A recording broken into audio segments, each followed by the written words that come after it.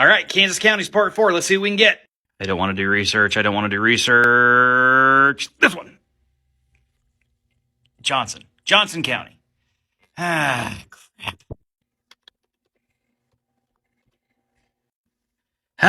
Okay, here we go. Johnson County, Kansas, named after Reverend Thomas Johnson. We Googled his name and meet the controversial man. Murdered! Ooh, scary.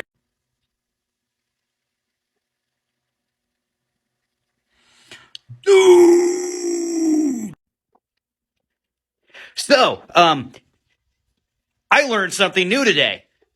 Johnson County is named after the Reverend Thomas Johnson. Now, Thomas Johnson comes into Kansas in the 1850s or in the early 1800s or in the mid 1800s to be a missionary. He is a Methodist missionary, and he is working with the Shawnee Native American tribe. So much so that he gets tired of not having enough room in the missionary that he's in up in here, that he moves and founds, I just tripped over a whole bunch of chairs, Shawnee. So he establishes Shawnee Mission in what is now Johnson County, which is named after him. Now, that in and of itself isn't messed up.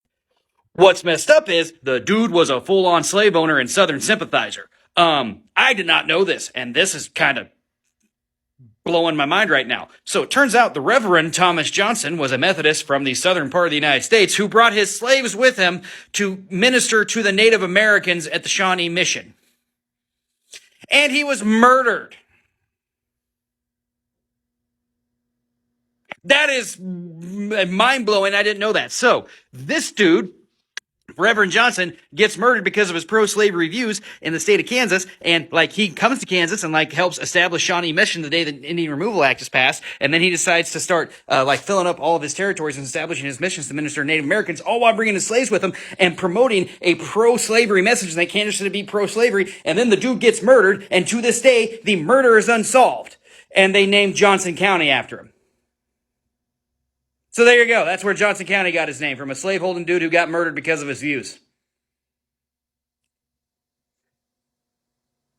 That's kind of cool.